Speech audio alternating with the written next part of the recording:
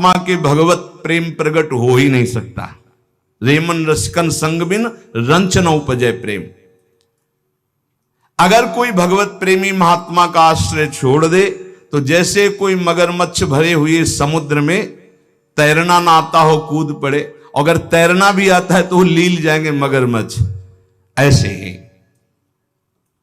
हे सनातन, नैषाम मतिस्तावदुरुक्रमांघ्रिम स्पृशत्य अनर्थापगमो यदर्थः महीयसाम पादरजोभिषेकम निष्किंचनानाम न वृणीत यावत्।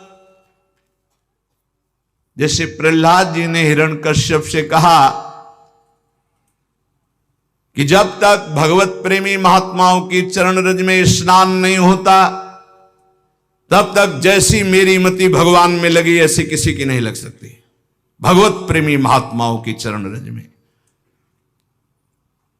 क्योंकि भगवत भक्तों की चरण धूलि में ऐसी सामर्थ्य है, उनकी आज्ञा पालन में ऐसी सामर्थ्य है कि समस्त विकारों का, अहम का नाश करके दैन्य भाव प्रकाश, दैन्य से ही भगवान रीझते हैं।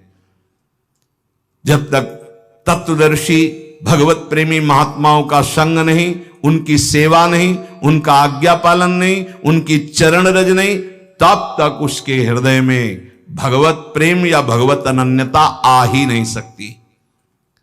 इसीलिए भगवान ने अर्जुन जी को, देखो सामने विराजमान है जगत गुरु श्री कृष्णचंद्र जी, फिर भी क्या कह रहे कि यदि तुमको तत्वबोध प्राप्त करना है तो तद्विद्धि प्रणिपातेन परिप्रश्नेन सेवया उपदेक्ष्यन्ति ते ज्ञानम ज्ञानेन तत्वदर्शिनः।